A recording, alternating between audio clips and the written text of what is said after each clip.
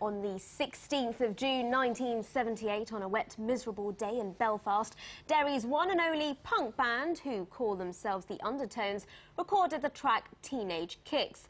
Thanks to Radio 1 DJ John Peel, who said it was his favourite song of all time, Teenage Kicks captured the nation's heart. And now the band are back to re-release that iconic 4-song EP. Well, joining me now is one of the band's singers and bass player, Michael Bradley. Thanks for coming in. You're very welcome, Catherine. Last night was the 30th anniversary, so I'm kind of surprised you're in, and in one piece. Was it a good night? It was a very good night. We were playing in Dingwalls in Camden. It was to mark the launch of the Anthology and also the re-release of the original single, Teenage Kicks. It's on a 7-inch vinyl, which still plays in some record players. There's no point in putting it in a CD player, though, because nothing will happen, you know. And why do you think the song was so popular then and is still popular now? Well, I think it's a very simple song, and it's played with a great deal of enthusiasm and energy. You know, it's a very basic kind of 4-chord song, and it still sounds great. You know, and that's me saying it, you know, when I played on it. But it sounds very, very fresh.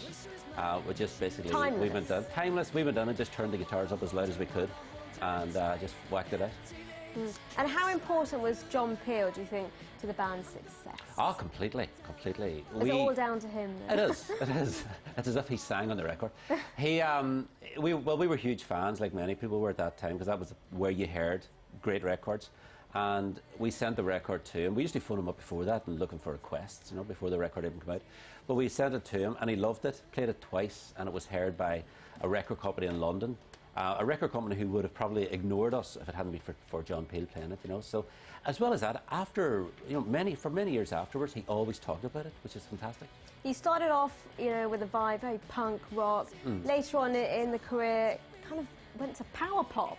What happened there? We were always trying different things. We were always experimenting. Sometimes it worked, sometimes it didn't work, you know. But we were always very, very wary of just playing the same songs all the time. Looking back on it, the best stuff, I think, was the first and second LP. But the other things, it was always worth doing, you know, even if they're not fantastic, listen to them many years later. So you're still rock at heart, aren't you? Absolutely. Thank you so much for coming in, and good luck with all of that. Thank you very much.